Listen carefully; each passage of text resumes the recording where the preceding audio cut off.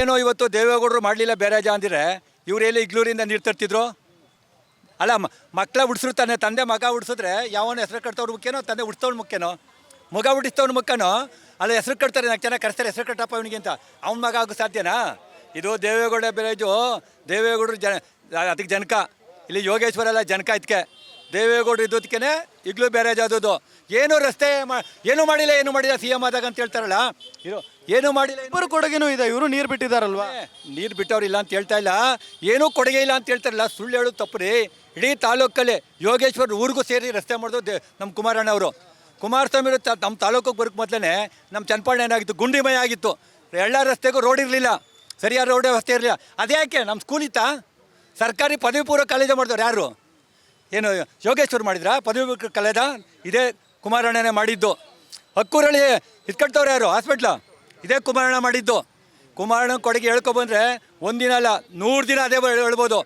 ಕುಮಾರಸ್ವಾಮಿ ಅವ್ರು ಏನಾರ ಕೆಲಸ ಮಾಡಿಲ್ಲ ಅಂದರೆ ಅದೇನಾರು ಅವ್ರು ತಿಳಿಯಿರುವಂಥ ವ್ಯಕ್ತಿ ಮಾತಾಡಬೇಕು. ಏನಾರ ದೇವೇಗೌಡರ ಫ್ಯಾಮಿಲಿ ಇಲ್ಲ ಅಂದರೆ ಇವತ್ತು ರೈತರ ಹೆಸರು ಹೇಳೋಕ್ಕೆ ಒಬ್ಬ ಇರ್ತಿರಲಿಲ್ಲ. ಒಬ್ಬ ರೈತ ಇವತ್ತು ಬದುಕಬೇಕು ಅಂದರೆ ಅದು ದೇವೇಗೌಡರ ಫ್ಯಾಮಿಲಿಯಿಂದ. ಬರೀ ಬೋಗಸ್ ಯಾಕ್ರಿ ಹೇಳ್ತಾರೆ? ದೇವೇಗೌಡರ ಫ್ಯಾಮಿಲಿ ರೈತರಿಗೋಸ್ಕರ ಬದುಕಿದ್ದಾರೆ. ಯಾವುದೇ ಇದಕ್ಕೆಲ್ಲ ಬದುಕಿರೋದು ದೇವೇಗೌಡ ಹುಟ್ಟ ರೈತಾಪಿ ಕುಟುಂಬದಿಂದ ಬಂದವರು. ಕೃಷಿ ನೀತಿಯ ರಾಷ್ಟ್ರೀಯ ಕೃಷಿ ನೀತಿ ಜಾರಿಗೆ ತಂದವ್ರು ಯಾರ್ರೀ? ಕಾಂಗ್ರೆಸ್ನವ್ರು ತಂದ್ರ? ಇದು ದೇವೇಗೌಡರು. ಹಿಂದುಳಿದ ವರ್ಗಕ್ಕೆ ಮೀಸಲಾತಿ ಕೊಟ್ಟವ್ರು ಯಾರು?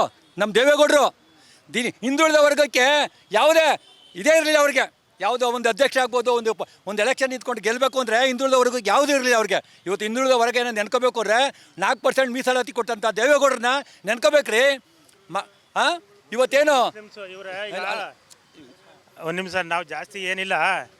ಕೆಲವ್ರಿಗೆ ಈ ಕಾಮಾಲೆ ರೋಗದವ್ರಿಗೆ ಲೋಕವೇಲ್ ಹಳದಿ ಅಂತ ಅರ್ಥ ಆಯ್ತಾ? ಇಲ್ಲೆಲ್ಲ ಹಿರೀಕರು ಕೂತವ್ರೆ, ಬೇಕಾದಷ್ಟು ಉದ್ಯೋಗ ಅಲಂಕರಿಸಿ ನಿವೃತ್ತಿ ಹೊಂದಿ ಒಂದು ವಿಶ್ರಾಂತಿ ಕೂತವ್ರೆ. ಈಗ ನೀವು ಮಾಧ್ಯಮದವರೆಲ್ಲ ಎಲ್ಲ ತಾಲೂಕಿನೆಲ್ಲ ಸುತ್ತಿದಿರಿ, ರಸ್ತೆ ಎಲ್ಲಾರ ಹೋಗಿದ್ದಾವ? ಕೆಲವ್ರಿಗೆ ಏನಾಗಿದೆ ಅಂದರೆ ಈ ಯೋಗೇಶ್ವರ ಪಾಲ್ ಅವ್ರಿಗೆ ಒಂದೊಂದು ರೋಡ್ಗೆ ಅವ್ರವರೇ ಕಾಂಟ್ರಾಕ್ಟ್ ತಗೊಂಡು ಒಂದೊಂದು ಟ್ರ್ಯಾಕ್ಟ್ರಲ್ಲಿ ಇದನ್ನು ಒಂದು ಡ್ರಮ್ಮು ಒಂದು ಜಲ್ಲಿ ಮಡಿಕೊಂಡು ಅದನ್ನೇ ಮಡಿಕೊಂಡು 20 ಲಕ್ಷ 30 ಲಕ್ಷಕ್ಕೆ ಮಾಡಿಕೊಂಡು ಎಲ್ಲ ಮಿಲಾಯಿಸಿದ್ರು. ಇಲ್ಲಿ ಏನು ನಡೀಲಿಲ್ಲ. ಕುಮಾರಣ್ಣಿಂದ ಕಾರ್ಯಕರ್ತರು ಸರಿಯಾಗಿದೆ, ಜೊತೆಗೆ ಕುಮಾರಣ್ಣ ಏನಾರ ಇವ್ರ ರೀತಿ ಬೆಳೆಸ್ಬಿಟ್ರೆ ಲಂಚ ಗಿಂಚ ಕೊಡಿಸಿ ಅದ್ರ ಕತೆ ಬೇರೆ ಆಯ್ತದೆ. ಇವತ್ತು ಇಡೀ ಇಂಡಿಯಾ ನೋಡ್ತಾ ಇದೆ ಚನ್ನಪಣ್ಣನ ಸುಮ್ಮನೆ ಮಾತಾಡೋದಿಲ್ಲ.